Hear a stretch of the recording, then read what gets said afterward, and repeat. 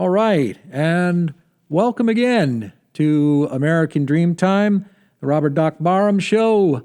I am he, and I am not alone today. I'm actually here in the studio with somebody who is, shall I call you a longtime friend? Yeah, that's fine. That's fair. That's okay to do that? Fair, yeah, All right. absolutely. I'm here with Mark Matusof. I'm actually really happy to be in the studio again, and I'm really happy to be sitting across from a physical human being and not doing a Zoom call. Nothing against Zoom, but it's just nice to be in person, in WRLD, and all of that good stuff. Yeah, like actually flesh and blood here, yes. Yeah. So nice to see you, and thanks for coming all the way up here to have a conversation. You bet, man. This is great. This is great, man. Nice setup here, man. Thanks. I think it's just a lot of fun to be in here.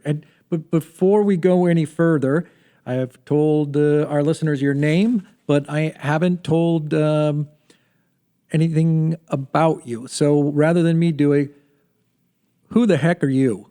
Well, I came here as a small child from another planet. No, I've known you for like 25 years, Doc, and I've been a comic for about 30 years or so, and road warrior, and I know I've known you here in the D.C. area, and also on the road. I worked with you. I know in Dayton at Wiley's Comedy Club, and I think we worked in Little Rock at the Looney Bin, and maybe one or two other places along the way. Yeah, I know we've worked in quite a few different places. Would you remember which one was the first one? So I guess I'm actually, to interrupt you, to answer the question, you are a professional stand-up comedian, amongst other things. You're a man of many talents, actually. Well, yes, I'm a jack of all trades and master of none. That's right. Right. Do you remember the first gig that we did together? I don't remember which one was the first one. It could have been here in the D.C. area, maybe something that Chip was booking or something like that. Oh, yeah? Yeah, maybe a Chip Franklin gig. Like a one-nighter? Like a one-nighter. Okay, yeah. that's a possibility. We did something like that. I don't remember which one it was. It was so many of them back in the day. So you said the Wiley's in Dayton. Right. Which I have really strange memories now, all mashed up, because all my memories of Dayton were really fond and wonderful and good and humorous and that sort of stuff, and then all that strangeness happened out in Dayton. Yeah. But so Wiley's, and also out in the middle of the country, Little Rock, Arkansas. Right, for Jeff. Nice guy. Yeah. And the club is still there, so that's good. So you started doing stand-up comedy before me, did you? 86. 1986? Yeah, was the first time I went on stage. So that's actually probably just a little bit before me. Probably, yeah. Your first time on stage was, what was that like? At the Comedy Cafe in Washington, D.C. Remember that room? Dan Harris had that room. I do remember that right room. above Archibald's, Yep. which itself is a institution, how do we phrase this? The exotic dancing place, yes. Yes, it is some people would call it a strip club, other people would call it I don't know your audience club. Here, it's on the radio, so it's a strip club. But actually, when I'd go down there sometimes, this might sound like a joke, and it's not a joke, it's actually true. Sometimes it would get really hot in the comedy club. Right. And after I perform, I would be really, really hot. And then I'd actually go downstairs to the club in the basement just to enjoy the coolness of it. Yeah. Because it was cold down there. Like the air conditioning and the temperature was always kept really low. Yeah, and you remember. And that sounds like an excuse. Like, why were you down there? I was down there for the air conditioning. Yeah, that's the reason. Oh, right. Look, there's a girl with no clothes on. Well, the air conditioning is comfortable. That's all that matters. Yes. Nothing. I'm here for the thermostat. Yeah, well, that was, if you remember back in the day, also that club, the guy who owned the whole building. He had those establishments in there, and the rule was if you're a comic, you were not allowed to mention the strip club that was right, on stage. You can get fired for that, and it's not like the audience didn't know it was there. They had to wait in line outside in front of the strip club to get to the comedy club. So it's not like the audience didn't know it was there, but that was the rule. Yeah, never mention the strip club. Right. So it turns you into like some character from Hogan's Heroes. Yeah, right? I see nothing. I hear nothing. I know nothing. So my experience with the ladies who danced downstairs was most of them were actually pretty friendly. It wasn't really odd or strange or uncomfortable. It was just. To me, I saw them as performers just like we were. That's all it was. They were dancers. They were doing what they did, and we were upstairs doing what we did, and that sort of thing. And they were getting paid, probably 10 times what we made. But yes, they take home more. Yeah. But I remember one time I was married at the time, and the guy that owned the club, Yeah, he was really friendly with my wife. I love my wife. She was a very friendly person. Remember, I came off stage once and went to the back of the room, where the bar was, and I didn't see my wife there. So, okay, she must have gone to the bathroom or something. So I'm waiting back there. The other guy was on stage. The headliner was on. I don't remember who it was. And then I see my wife come up the back staircase and sits down. She says, "That was weird." I said, "What?" "Well, I said, "The owner, he took me down." So he says, "Karen, I want to show you something." So took her down to the basement, down to the strip club, and sat her down. He says, and he gave me a free drink and then left. I said, "Wait. He gave you a free drink?" Those are the kind of perks that actually really mattered sometimes, didn't they? Yeah. The free drink, the Yes. free meal, Well, off the comic the side of the ride menu, yes. to the club, perhaps, Yes, or a ride yeah. from the airport, or Yeah. what were some of the other? There's a laundry list of perks that some people who weren't in that world or aren't in that world would know about. Can you think of some of the other perks? Well, sometimes it was, depending on the club, sometimes you would get free drinks. Yeah, the free drinks occasionally. Or a free meal off the comic side of the menu. Right. Which is usually something fried and definitely Comics, unhealthy. the comic So, side of the menu. Yeah, it's always, there was always the prime rib over here, but comics, you can order this. You get the fried mozzarella sticks or whatever this slider, and it's always almost unhealthy. But free food's free food Right. when you're on the road. Yeah. So that was your first gig? Was it an open mic night, or was it an actual paid gig? No, it was open mic night. I did open mics for a while, and I remember the one thing. It was like I went to a few shows just to see them. I said I can do that. I went back beginning in 1986, January '86. I said, all right. And I signed up and I got a spot, and the room was full, and I had a really good set. But I remember the one thing that struck me is how bright the lights were. I wasn't prepared for that. I got up on stage and the lights were blinding. And I don't know why. When you see as an audience, you see the comic on stage in any Right. club, and it doesn't look like it's that bright. But when you're up there looking out, it is like headlights in your face. Yeah. Yeah. It can be pretty blinding when you're on stage and you try to keep your sight trained on something other than the blasting lights. Yeah, and I try to pick people out of the audience or I wasn't sure look where at the whole and audience. I at once. wasn't prepared for that, so I wasn't sure where to look. I mean, I had a good set. I mean, for first time ever on stage, and then I probably bombed the next 15 times up. I said, I know I could do this. I did right the first time. So yeah, what the first time up? How did it go? I went great. You did it, yeah. I mean, I guess comparatively in my mind, I said, it was a really good set, 5-minute set, and probably if I had ate it on the first show, I might never have done it again. I said, that was embarrassing, but it did really well. But after I tried to recapture that, it wasn't working, and I finally got back to it. But the next bunch of times up there, I just didn't do well. But I said, I know I can do this because the first time I did great. So your first time, you did 5 minutes. You're at the Comedy Cafe. Yeah. And you're on that stage, which is that what was it, about 2 feet high, and Yeah, well, it's not a very big stage. no, it was not a big stage, and the room was like long. It was a long, it was a yeah, wide room, long, but it only went- rectangular. right, it was like long and rectangular. And you're on the long side, and there's only like one row of tables back, but everything is like way off either left or right is where you're playing. So it was kind of an odd dynamic also. Yeah, So your first time, what did you do to prepare for that first gig? I wrote jokes. I spent a couple of weeks writing jokes. That whole nothing I'm pretty proud of now. I probably would never do it again. But it was a bit about going to Catholic school, which I didn't even do. I never went to Catholic school, but I wrote a Catholic school bit. You did. Were you saying like I was Catholic and going Yeah, to I went Catholic school? And, Yeah, it was a tough school. The sister's name. Remember, we had Sister Dominic. She won I think she won the Olympic powerlifting. The Vatican powerlifting competitions. I had a bunch of jokes, but it was a tough Catholic school joke bit. It was like 5 minutes of that. oh, it's just one chunk on the whole. For the most part, 5 minutes. Yeah, that's all I remember. My I'm sure I Catholic did school other, days. Yeah, I think I ran a few more jokes about other things, but that's what I remember doing. Wow. Yeah. So what was it that originally got you to say, I'm gonna do stand-up comedy? I don't know. I'd taken a few dates, back in there it was very open mic. It was a place to go. The room was full at open mic nights around there was only a couple clubs in town. There was a cafe and there was Garvin's. That was about it.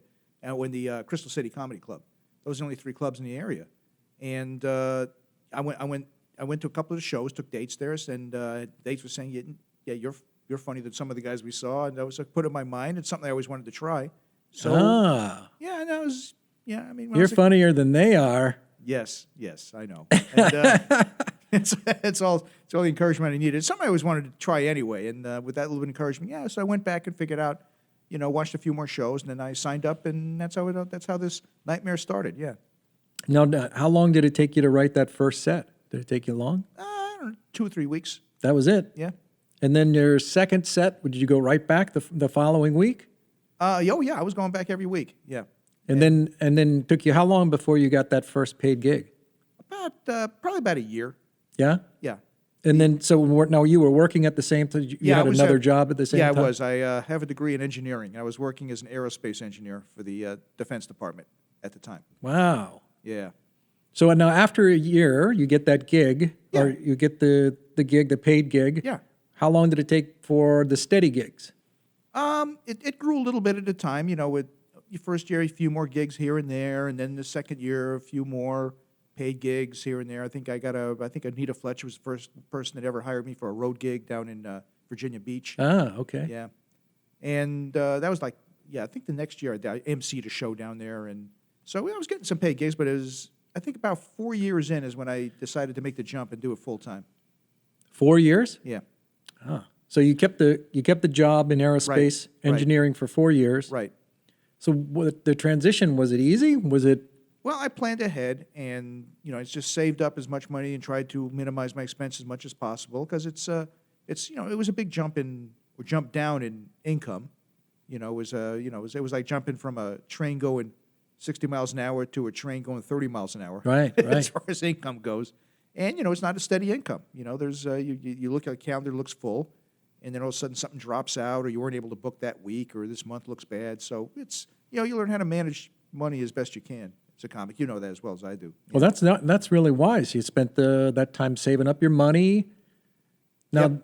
now, did that influence your choice of work because you had the money and you No. didn't necessarily have to work to make the money, that Well, sort of thing? Once I went full time, then I said, okay, I have to depend on income. So I took anything and everything that was offered to me. And then just did what you could to keep your savings. as much as I could. It was slowly depleting to kind of keep things pay my bills. So I planned for that. But went like full time. It was I took everything and anything was offered to me. There was some. You've done some of these terrible gigs, but it's money and you learn. I always looked at it as a learning experience. Yeah, some of them, it's looking back, they were not good gigs per se, like they weren't necessarily fun, Right. but they were, even though they weren't necessarily fun, they were still rewarding in a sense. Yeah. At least for me, because it was an opportunity to do something that you really loved doing. Right. And also, for me, it was an opportunity to find out, can I actually do well in this particular instance? Right. Like, given this audience on this night, at this time, in this town, in this club, given these circumstances of this set, lights, mic, et cetera, that kind of thing, can I make this material work here too? Yeah, and that's it. The more different types of venues you work, the more you learn what works in different venues and how you adapt to different situations. So everything's a learning experience. It makes you a stronger comic, even though sometimes you look at it after you walk out of the club after one of those shows, go, oh man, give me the gun. Yeah, you know those shows. But yeah, you learn something from them. Yeah, there were a number of gigs where I went back to the hotel room or wherever it was that I was staying and thought, maybe I should pack this in. Why am I doing this to find myself? something else? Yeah. Yeah. Why am I putting myself through this? Why am I going through this? Why should I continue to do this? And then sometimes I pick up the phone and call somebody and talk to them, and they'd remind me, just keep doing it. Yeah, and actually, as comics, the really bizarre and crummy gigs are the ones that are actually the most fun to talk about after the fact. Oh yeah, they have the good stories behind Oh, them. those are the ones that have the great stories. Yeah. So when you worked in the Washington D.C. area first, Yeah. which was there a direction that you went? You said I worked any and all gigs that I could get. Did you go north, south, east, west, everywhere, every direction? Yeah, I mean, I started with a relatively small geographic circle, right off the bat, because you have to network and find out where the gigs are and who books them.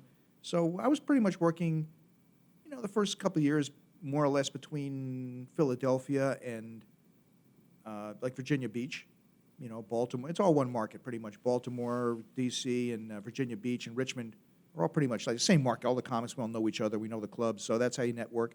And And I started picking up some gigs like in, Pennsylvania. And after a while, somebody told me, hey, like Sharon Rurick books rooms in Ohio. So then you pick up rooms in Ohio. So that's how it works. I remember working for expanding the Sharon. circle. Yep. That was Maybe I did a Sharon gig with you. Maybe that's what. Did you work? It was Youngstown. I remember there was a Right. room there. Was it Holiday Inn? Holiday Inn. Yeah. Like a weekend. It was a weekend. Sort of a Friday, Saturday, or Thursday, Friday, Saturday. Friday, Saturday, yeah. Yeah, that was that was like that might have been one of her really good rooms there. Yeah. And she had some one-nighters that were usually trying to tie on there if she could, that kind of varied thing. in quality, yes. Yeah. The room one-nighters weren't bad. She had that room up in, remember that room up in Painesville, Ohio? Did you ever do that one? It was like this old theater or something, and you stayed in this creepy house behind it that the guy owned, and he had his German Shepherd that pooped all over the house. And you stayed in this unfinished attic. The comics stayed up in this unfinished attic where, seriously, it looked like Anne Frank would hide up there. It was one of these types of places. I mean, it was just bare beams, and that's all there was. And That was where you stayed? Yeah. It was okay. I don't think I did that one. Oh, you're lucky. The Painesville, Ohio sounds familiar, but the board, Yeah. that didn't sound like where I stayed. Yeah. Well, that's the clubs and the one-nights. You take whatever they give you as far as accommodations. That's one of the perks, if you will, as a comic. For the most part, at least back in that day, you always got accommodations, almost always. And they weren't always great, but at least you didn't have to shell out money. Because I know people in bands often don't get accommodations at all. It's just five guys. They don't. They'll have to split a hotel room between the five of them. They have to pay for it. And at least comics, for the most part, we used to get a room. Sometimes they were in a condo, which weren't too bad. Sometimes in condos that looked like murder scenes. Yeah. Yeah, there were some very questionable condos. Yeah. Did you ever work that place in Cuyahoga Falls? That I know I worked in Cuyahoga Falls. Yeah, I know that. That's when you stayed kind of behind under the club. You mean that's a Hilarities, Yes. right? Yeah. Yeah, that was one of the layout of that room was so unusual. Yeah. I don't know how they came up with that, but it was, you had a stage, and then stage right, the audience was probably maybe a foot Right, below where you were standing. Right. Yeah. There was like regular. Yeah. But if you were to walk off the front and center stage or stage left, drop down. you would have dropped 6 to 8 feet. Yeah. Right, and the audience was sort of like in the pit. Yeah. And that was the other half of the audience. So you're playing to this club where half of the people are 6 feet down, and the other half are just off to your right. Yeah. And then we stayed in that condo was like attached kind of under the club in the back there. There were no windows. Yeah, And it was like a sensory deprivation tank. I think that was that might have been one of my first sort of long week gigs that was on the road, and I didn't get paid a lot, but boy, was I happy to do that. I was happy to have that. The shows actually gig. went well in there. Shows they had those two. It was run by those two Palestinian guys. Is that who it was? Yeah. Do you remember their names? Pete and Tony. That sounds familiar. Yeah, it was them. Yeah. I remember that, but I remember that was a fun club. It was. There were nice people there, and the crowds were actually usually pretty good. They were really invested in the show. That was a lot of fun. Yeah, it was kind of neat that you could go through the back door, right? And then you were like in your accommodations. Yeah, but then they would deadbolt you in. Remember you walk out. There was this deadbolt you into this. Thank God there was another door to get out because the club actually burned down. The double glass doors. Right. Yeah. But there were no windows in the place. We used to call it the bunker. And there was, if I remember, there's the family room area that had like a big play pit where you could hang out and watch television, that kind of thing. Yeah. But those are the fun things to talk about, as comics on the road. Just the miserable accommodations that sometimes make sleeping under a bridge look attractive. Yeah.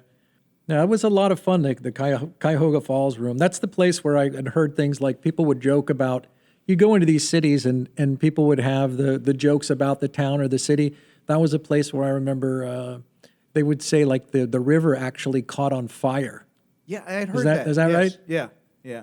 It's the kind of thing that could actually ignite. Yes. Apparently there a source of Something like it was so polluted and civic with petroleum pride. and those kinds of things, a flaming river. Yeah, yeah. So every town, every city has that kind of. So you went and you did Hilarities up in Cuyahoga Falls. Oh yeah. You worked for Sharon Rearick. Oh yeah. That's in Ohio. You did a lot. There was a lot of work in Ohio. There was. That was like that state. Surprisingly, had just had a lot of work in it. At that time, yeah. Yeah. So after you, what were some of the other places that you worked? That you got out to Dayton, Ohio, where? Yeah, Dayton. I worked with you in Dayton. I was there quite a few times for Wiley's, and we worked. There was other places I worked in Ohio. I think there was something up in Lima. I did Toledo. I used to do Toledo. Some stuff around Detroit. And then I think what was her name?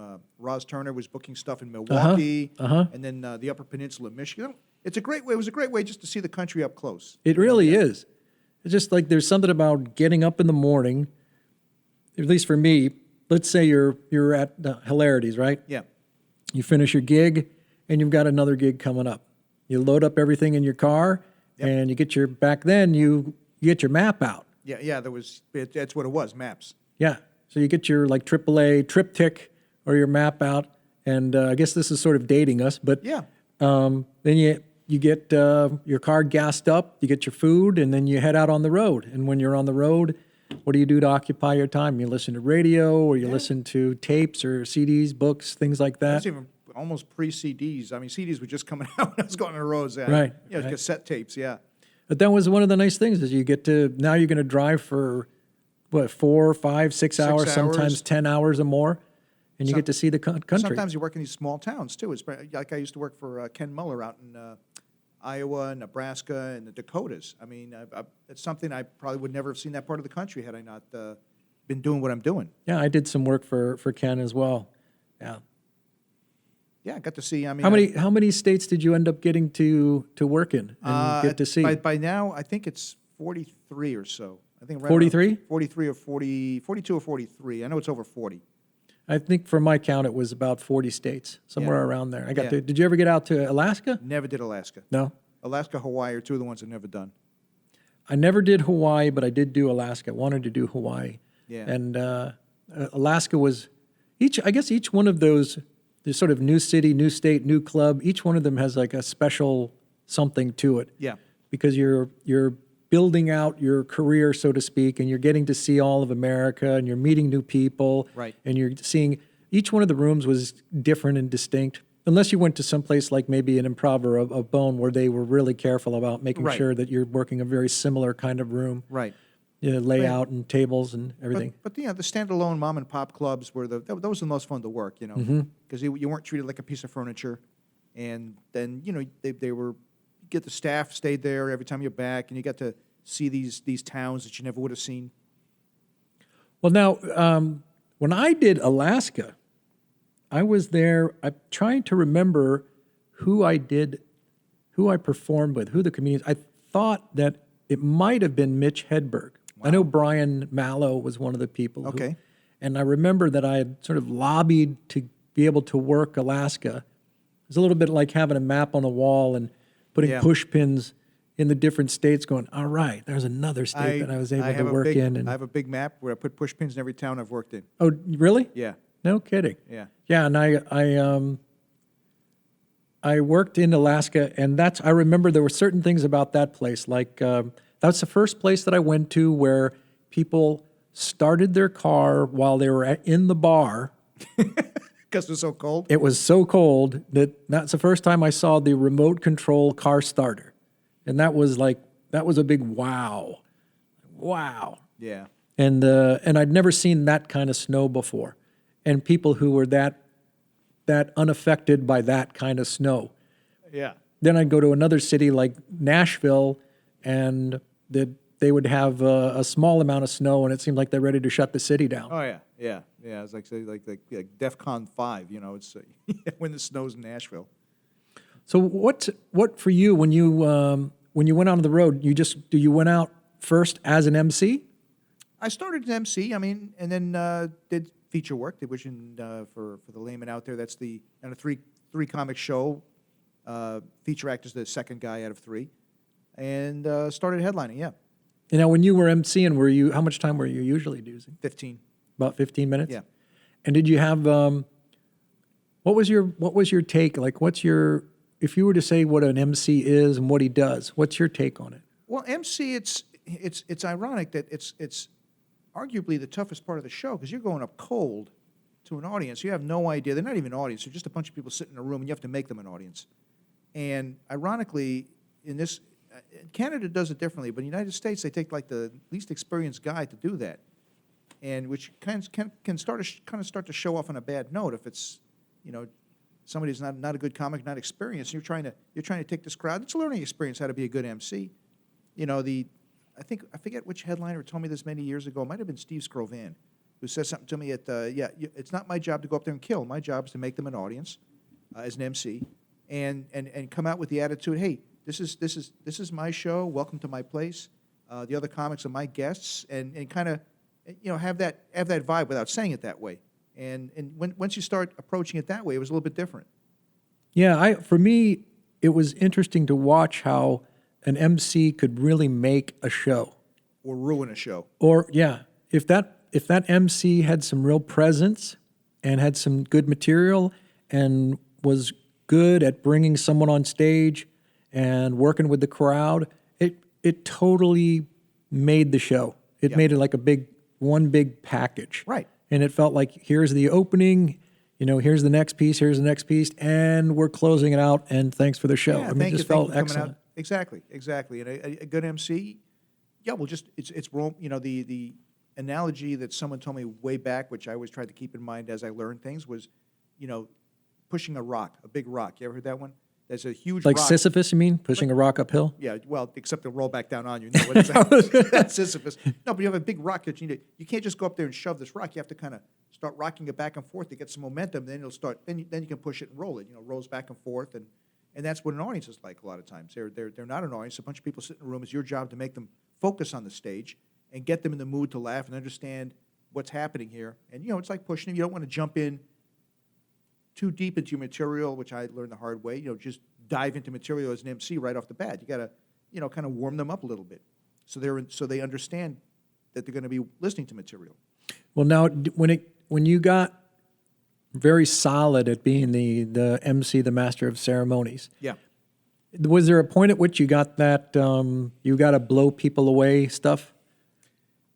Like you got to blow this guy away so you can do the next spot. That meme or that story where I know. I don't. You got to put the heat on the next guy so you can come back next time. I'm sure I had that attitude at some point, but for the most part, no. I mean, I just try to prove it on my own merits. I'm a strong enough act. Let me move up because the money was better, and then 30. Then you get to do 30 minutes instead of 15, and even that's a learning experience. Going from 15 to 30, it was a big trying to put together a 30-minute set was a different dynamic than doing a 15-minute set to warm. Now you're going up to a warmer crowd, but now you got to do 30 minutes and carry it home. And that was also a learning experience. Every time you move up, you learn something and learn how to pace yourself.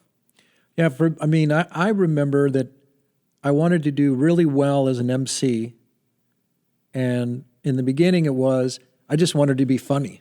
Yeah. And then I got a lot of experience when. Because I went to school at Virginia Tech and did that open mic there that I started. Oh, that's right. Yeah, we talked about that. Yeah, I did that open mic, and that gave me a lot of practice as an MC. And I began to learn through trial and error what worked and what didn't work. And I had a sense of because it was the show that I was producing and hosting, I had a sense of responsibility for everybody to do well. Yeah. And I took that on the road eventually. And then I think also because I came from I was in school for theater arts and performing arts. I saw the show. I didn't see it so much as like three individual guys, like I'm just a guy going on stage doing my thing and that's it. I saw it as a whole show, and it's an ensemble. There's this opening guy, there's this middle guy, there's this headliner guy. I mean, how did you see the whole show? I think along the way it evolved. I mean, at first you're all about yourself. You want to be the funniest on the show. I think, and I'm not saying about trying to blow people. But you want to really kill. But I started to see myself as part of here's my part of the show. I'm not supposed to kill. I'm supposed to actually supposed to be funny if I can, but warm up the crowd. In the middle you're supposed to be funny and do a solid set. But you're part of an entire thing. And even then, as a middle act, Yeah, you don't want to really blow the headliner off the stage. It's not about that, you know. I know that's kind of the mindset sometimes. Well, I'm not going to move up unless I blow the headliner off the stage. Right. And sometimes that happened. I mean, I did it, but it wasn't intentional. It was just I'm just doing my show. And I remember saying, do you ever work with Kozak, the magician? Sure, yeah. Yeah. Cool. I remember Kozak. I was working with him at Charlie Goodnight's in Raleigh, which was a great club. Yeah. And I remember Kozak used to come up, and I was featuring, and somebody else, they had a local guy emceeing, but he made it a point to say, hey, let's keep it going for my co-stars tonight. Not the other guys. He said, co-stars of the show. So he put us on the same level as co-stars. And that always stuck with me, that was, we're all kind of co-stars. Yeah, I agree, because I remember something similar when I worked with Kozak, and the gig that comes to mind was up in the Northeast at a club up there, and it was somewhere like it was New York, Albany, or somewhere around there, and the crowds just loved him. Oh yeah. And I came in, and I think let's see, I was middling, and then what I noticed is that when he came on stage, he made a point of connecting with the audience and making sure that the audience showed some appreciation for this person who'd just been on stage. Exactly. Yeah. And that was really professional and really classy. And the way that he did it, it came across as that. Yeah. And it seemed to just sort of raise the quality of the show entirely. Yeah. And when he did it, it was like a complete thing in of itself. And then he did, his show, which is this huge, yes, really funny it was spectacle of a show. Yeah, he's a great magician, sleight of hand guy. And the problem with working with him, I worked with him several times over the years, sometimes for a week, so I'd see him like 8 shows. And I started, with sleight of hand, where'd that come from? And then I couldn't help but start looking, okay, I knew which bit was coming up, and now I'm looking like 30 seconds ahead. Oh, man, that's where he pulled the rock out of. Oh, man, that's where that went. Now we see where he's putting his hand to get this thing. But, when you see it the first time, because I felt disappointed. I was kind of seeing what he was doing to create the illusions. Because I was looking, I knew it was happening already, so I was looking preemptively at where the trick was coming from. So you're in a sense, you're going to the punchline before the punchline. Yeah. But it took away something for you? Well, kind of, yeah. I mean, not really. I still appreciated the art form, but I felt disappointed. I figured out where but just by looking, seeing, what he's doing over here while he's pulling something out of here to make it appear or disappear. Right. The sleight of hand. Although he had a great, inadvertently, he kind of taught me how to write jokes in a way. Because he was trying to figure out, I remember sitting in the condo with him, he was trying to figure out a new illusion that he says, yeah, I'm trying to figure this out. And he says, it's like writing a joke. He says, you have to hide this before you can produce that. It's like a punchline. The punchline is the payoff here, but then you have to hide where it's. I said, yeah, that is how you write a joke. You start with the punchline and work backwards. Right, like a reverse engineering. Right. How do I hide it so they don't see the punchline coming? Which is that I said, and as he explained it to him, he says, yeah, that is how to write jokes, isn't it? And he inadvertently kind of got me thinking about it that way. Yeah. But that's the thing I think about stand-up comedy, at least for me, is that I read some books and things like that on how to write. Yeah. Comedy writing secrets and things like that. I think I may have gotten a copy of Judy Carter's book, one of her early books, and that sort of thing. Saul Saxon, Melvin Helitzer, and that sort of stuff. Yeah. There was something about learning on the road too that was really special, like just learning little things that could make such an enormous difference in your sense of self-confidence as a performer, and also your performance. Yeah.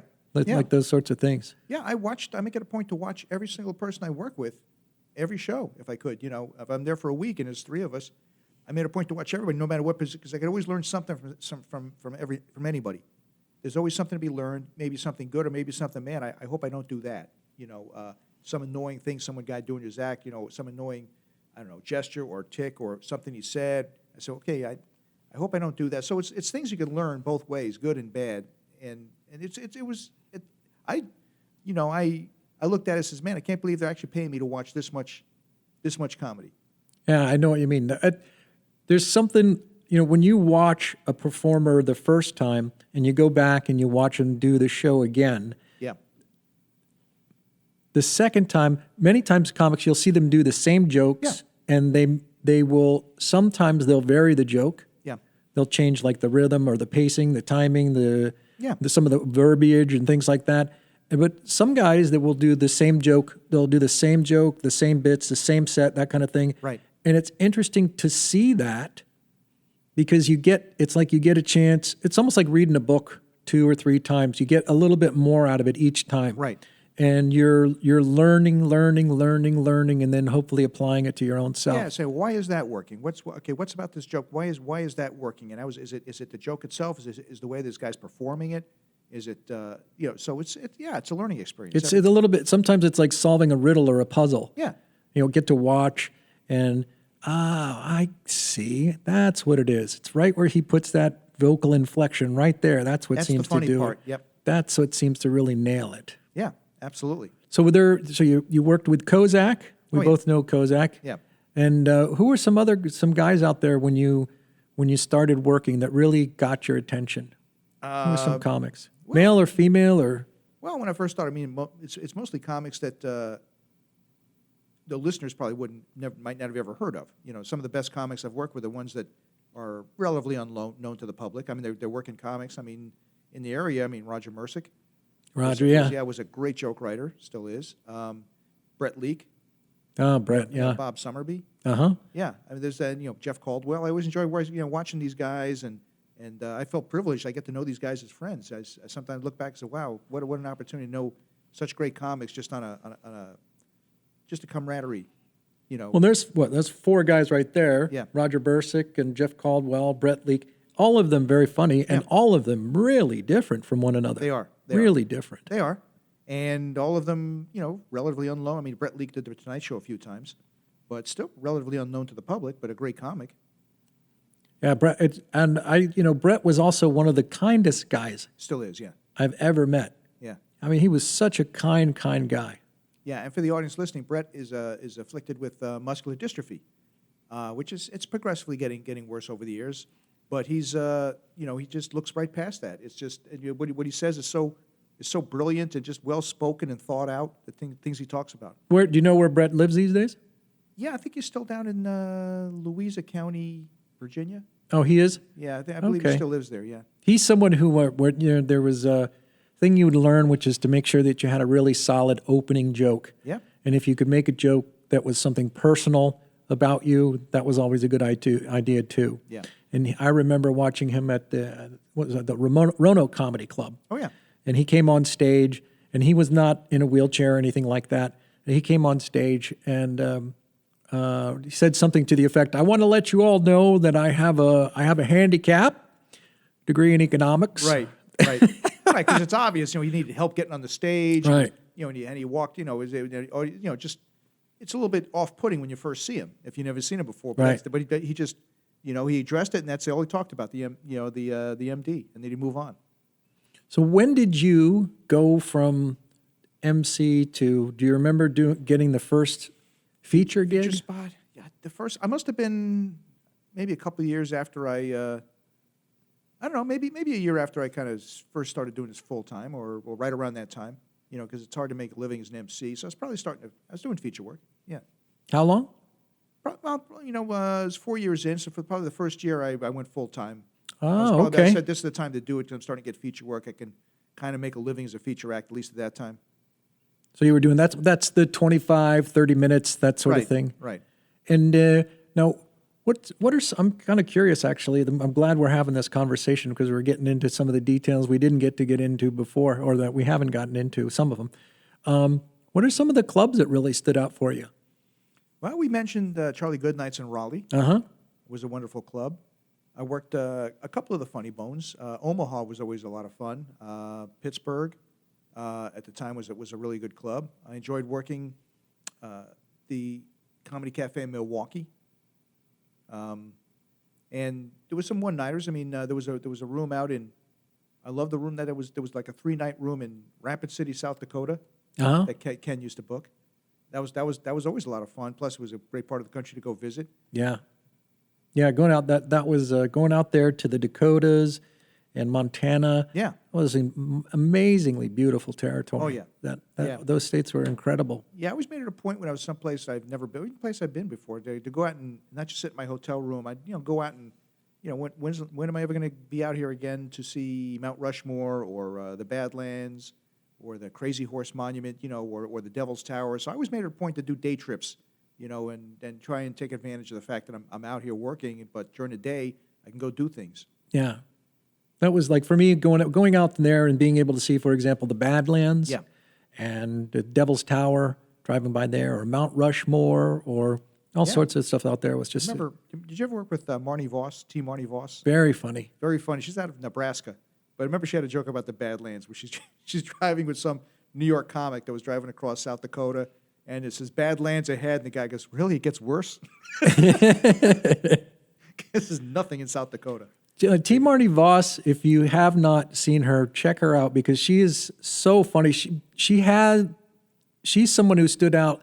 Yes. I was probably emceeing when I first saw her, and she was such a sweet person. Yeah. But her style of delivery Yeah. is really unique. Like Yeah, I can't her dis- rhythm and style was just like you can't really copy it. It was so uniquely her. Yeah, I could. Yeah, I can't even describe it. It was great delivery. I loved working with Marnie. She had just a sweet woman. I wonder where she is. Is she still there these I days? believe she's still in Lincoln, Nebraska. Yeah, Is she still doing stand-up comedy? She has a lot of corporate stand-up or I guess motivational speaking that's humorous. I think that's what she does. Well, she's- tell her she's that moving- if you talk to her, tell her that I said hi, Will do, or if yeah. you've got her contact information, give it to me so I can say hi to her. Yeah, I haven't spoken to her in a while, but I believe she's still there. So now, what was a peak experience in stand-up comedy? Not that you've stopped, because Right. you haven't stopped doing stand-up comedy, but COVID has kind of stopped me this year. But yeah, I haven't stopped doing stand-up. what's been a peak experience? Maybe a defining moment or something like that. Well, really, there's been a few. I mean, I would guess peak moment. There was one where I got booked to open up for David Copperfield for a TV special. It was like his warm-up act in a 10,000-seat arena. It was in Memphis, and I got booked. They needed somebody to warm up the audience. He was taping his TV special, most of it there, and they needed somebody to warm up the audience. And that was the only. I happened to be working in Chattanooga the week before, and they called around, and that club owner, Mike, recommended me because I can work clean to his crowd. But as far as a peak moment, I'd never worked that was so outside my comfort zone working that big a crowd. I don't know if have you ever worked like 10,000 people or something that something that large? Yeah. No, I never worked Yeah. worked for a crowd that large. Yeah, it's and they're there to see David Copperfield. They're not there to see me, So and he had all this stuff on. And it was in the round. On top of that, it was Oh, wow. yeah, it was in the round, which I've never worked before. 10,000 people, and he had all this stuff on the stage. It's not like I had the stage to myself anyway. So the first we did two tapings, 2 different nights. So the first night, the TV director went up and told the audience, "Hey, we're taping, so let's everybody." He's getting ready rules. The whole audience there's, "Hey, let's not walk around. We'll give you guys breaks. Please, no flash photography, and blah blah blah. All this. Here's how we're going to do taping, and we're going to do stuff out of order. So please be patient with us. All this stuff." So here's my intro the first night. Okay, so now here's a young man who has a few words to say to you. That was my intro. That's it? That's it. Not even a comic, not my name. And I walk up, and I'm trying to warm up this crowd. So no one said you're first entertainer for the evening? No, nothing. Here's a young man, not my name, not that I'm an entertainer. So I walk up and I'm trying to warm up the crowd, and 10,000 people looking at me like, okay, who is this guy, and why does he think he's funny? Because it was silence, and that's the only time I think all the years I've been doing this I actually got stage fright. I'm bombing in front of 10,000 people at one time, and finally they started catching on a little bit, but it took a while. I was supposed to do like 20, 25 minutes or something, and they started catching on. And then I had a heckler, and so some guy starts screaming garbage at me from one of the upper decks. I couldn't even see him, but the TV guys, the lighting guys, all of a sudden all threw their Klieg lights on this guy. It was their On the decision. heckler? On the heckler. So now this guy has like these 10,000 watt Klieg lights, and the guy shrunk down. I said, "Yeah, not so brave now, are you?" So I remember when I went back to the hotel we're all staying. Wow, I I would have loved to have seen that. yeah, I bought the lighting guys. They were there. All the crew were all staying in the same hotel. I bought them all around a drink. Said, "Thank you, man. That was great." And the second night, I almost didn't want to go back. I think most of the comics would just quit. But I said, "Okay, I'm getting paid well." So I went back a second night. I tried to regroup. And one of Copperfield's assistants, who was a road comic magician, I forget his name, Chris something, but remember Chris was doing that whole announcements for the crowd. And I pulled out, "Hey, Chris, listen, man, I know I'm like the least important guy in this whole operation, because he's the TV taping. Can I ask you a question?" He says, "The intro?" I said, "Yeah." He says, "Don't worry, I'll take care of it." So he went up and did the whole announcements about, hey, no walking around, no flash photography. He says, "Oh, And before we bring out David, I'd like to introduce David's special guest, comedian Mark Matusof. I went up on stage completely different. At least they had a name, they knew I was a comic, and the audience was Now, good. what night was that? That was the second night of this. Second night? Yeah, there was a different audience, different 10,000 Did someone people. say they were going to say that beforehand? No, well, that's what the guy, this guy Chris, who was doing the intro to the audience that the director said the night before. Yeah, he took it upon himself. He did, okay. To say, don't worry, I got the intro for you. So that's all he had to say. And, at least the audience knew I was a comic. I had a name. I went up there, and they were with me.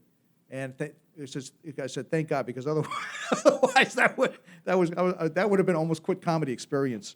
Wow. Bombing in front of 10,000 people is just something that I can't even describe. I mean, Now, I was literally how much time did you do? 20 to 25. 20 to 25? Yeah. No, that would have made it good. Did you get a recording of it? They said they did, but I never got it. Yeah, Oh. I'd like a B-roll, but I never got that. Yeah. Now, did you get spend some time with David Copperfield? I never spent some time. He's a remarkable performer. He is, and he was very nice to me. He came in during the week. I was doing some stuff there, just warming up the paid audience that was there that we're going to be using in some of the illusions. But yeah, he came in. He actually sat and wanted to watch some of my sets during the week. And he's very friendly to me. I wouldn't want to be. He's the people that actually work for him. He's a taskmaster. Everything has to be 10,000% perfect, or that's what he gets. That's why he gets paid the bucks, because his show is perfect. So if things are not quite perfect, he lets them know. But he was nice. Let me put it that way. No, he was very nice to me. I can't complain. Wow. Now, where was that? That was in Memphis. Memphis, Tennessee. Yeah. And do you remember the auditorium or the theater? Mid-South Arena. Mid-South Arena? Yeah. Now, when was that? Early 2000s. Yeah. Very nice. Yeah. Sounds like a lot of fun. It was. I mean, looking back on it, at the time, I was literally sick to my stomach after the first night. But it's a learning experience. It was something that was so outside my comfort zone. If I ever had to do it again, at least now I know what to expect and maybe how to play it a little bit more. Again, everything's a learning experience. If you did have it to do over again, and for some reason you had the intuition that you weren't going to have any kind of opening, would you do something different? What would you do differently? If I was thrown with that same situation, I would kind of let the audience know who I am. Hey, guys, I don't know if you heard, my name is Mark Matusof. I'm a comic. I'm here to help warm you guys up for day. I mean, I would actually tell them. Yeah. But I didn't. I don't know. I guess I was so shocked by. I was trying to explain it to them, and it was just yeah. I would probably do it. I would do things differently, and I would talk slower, bigger. I'd make myself bigger on stage. I'm not a big performer, but I would do things bigger and slower and now I know how to work in the round a little bit. I'd never worked anything that was quite that large, but I found something similar when I worked these rooms that were closer to 1,000 people. Yeah. It's like you can't quite use the same timing. Right. When you're working, say, 100 people or even 200 people. You've got to sort of slow down so that it can actually reach everyone in the room and come back to you. Right. It's a very different feel. And I tend to talk fast anyway, so for me it's a big, there was outside my comfort zone. I know now when I do bigger venues, to slow it down and just be bigger on stage. Uh-huh. A little bit more physical, move around more than I normally would in a club. Now you did you've done television too. Yeah, nothing big. I've done, we talked about that show, Night Shift with Kevin Ferguson. Uh-huh. Up in there was a stand-up show that was taped up. It was professional. It was great. It was like a 3-camera shoot in front of a live audience, and you got a really good tape out of it. It was a great experience. And I think in the early days of Comedy Central, they were selling those tapes because they didn't have a lot of content, so they were buying Kevin's tapes. So they were showing that stuff on Comedy Central, so I could, I guess, backhandedly claim a Comedy Central credit. Because people saw me on there. But yeah, I did that show like 4 or 5 times. I didn't know that. So the Snickers. Yeah. The Snickers. Those selling clips, yeah. They were selling clips of that to Comedy Central. Right. Were they clips that were going to another show? Or was it some sort of like just quick clips that they were showing on Comedy Central? Or was it actually going to a Well, it wasn't showing the whole show. Program? It was just like, remember they had like, there was a show, I think they were hosting shows where they just I can't even remember the shows they had early in days, but they would just introduce clips of, like they'd be 1 minute clips or 2 minute clips of different comics, maybe all talking about some series, a theme or something, all talking about travel or so. It was just one comic after another from all these different TV shows they got rights to show, and I think some of mine were being shown on there. Well, now, in all of this, who stands out for you as influence? Is it comedian or other?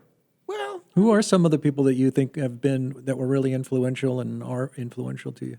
not that influential. I was always a big fan of when my brother and I were younger. We were big fans of the Smothers Brothers. Uh-huh. And I don't know if it influenced my act at all, but I was a big fan of the Smothers Brothers. Still am. And my brother and I, we used to kind of recreate the little things when we were kids, with each other, and we bought all their albums. And they had the TV show on I think on 3 different networks, and they got kicked off all because they were so subversive. But I think if my parents understood what they were doing, they would never let my brother and I watch the show because they were kind of subversive for the time. They're very anti-establishment, even though they look clean cut. These Smothers Brothers, but Oh yeah, their attitude and Yes. like the way they dressed and everything, and even the presentation all seemed very, very, very Right. nice and Right. kind of mainstream was- and but there was conservative, a lot of- but there was they a lot- were very irreverent. There And, were a lot of counterculture. There was a lot of Yeah. subtle drug references and other things in it. My brother and I got them because my parents, from the old country, they didn't kind of went over, oh, look at these guys singing with the guitar and the bass. They're very clean-cut guys. But meanwhile, I think the subversive jokes kind of went over my parents' head.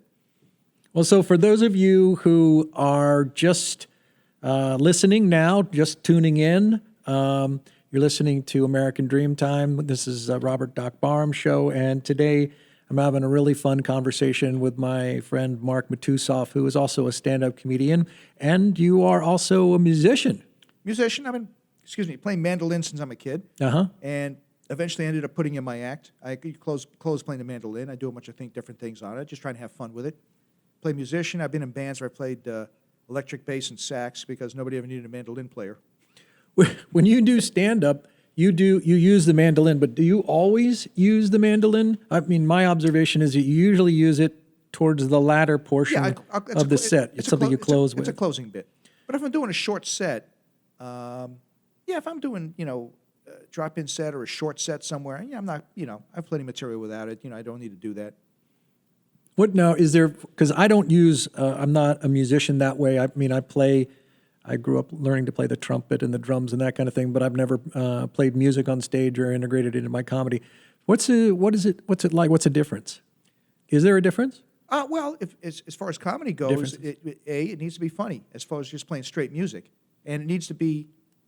You have to be a decent musician too, because if you're a crummy musician unless that's actually what you're trying to do. I've seen that. I've seen comics, play guitar who really can't play guitar, and it's annoying actually. I'm sure you've seen it too. You've seen guys on stage, guitar acts, and they're not really good guitar players, and it's almost like fingernails on the blackboard. It would seem like you'd have to be really gifted in another area in order to make up for that. Yeah, make that it work. lack So the of- audience, in of fact, musicianship. I do a couple things when I first pull out the mandolin. Because they start, when I say, "Hey guys, ready to rock and roll," I pull out the mandolin. You can see the audience start rolling their eyes. But I'll do a couple of things that are highly technical. Let them know right off the bat I know how to play the thing, and that just kind of breaks the ice. And then from then on, it's jokes. It's actually more of a prop because I'm not a good singer, so I really don't sing much with it. Yeah, I always enjoyed your set. You were someone who I came back like night after night and I'd watch. Oh, that was you. Thank you. Yeah, I'd watch your sets. I was always enjoying your Yeah, sets. thanks, yeah. And it was for those of you guys who don't know, you may already know this, you can relate to this in your life, but there are people who you get along with and there are people who sometimes you don't get along with. You chafe, Yeah. and you just butt heads or whatever it may be.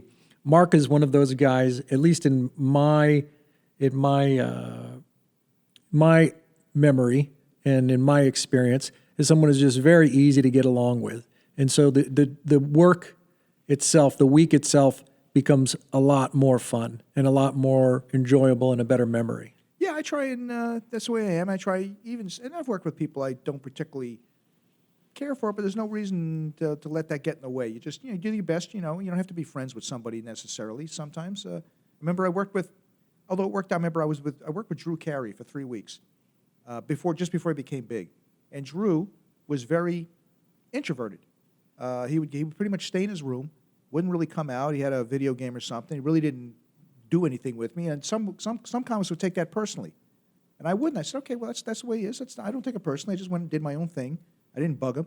At the end of the week, I remember I was working for Rita down in Williamsburg, and he says, "Man, you're the best condo mate I ever had." And he took me out and bought me a nice prime rib dinner because I didn't bug him, you know. And so I know other comics, man, what a jerk, man. He didn't come out and do anything with me. Wouldn't go play video games. So, you know, everybody's his own person. So yeah, I agree. I have nothing against Drew. He was a nice guy, but he was just, you know, very, very introverted and stayed to himself. I said, okay, well, I respect that.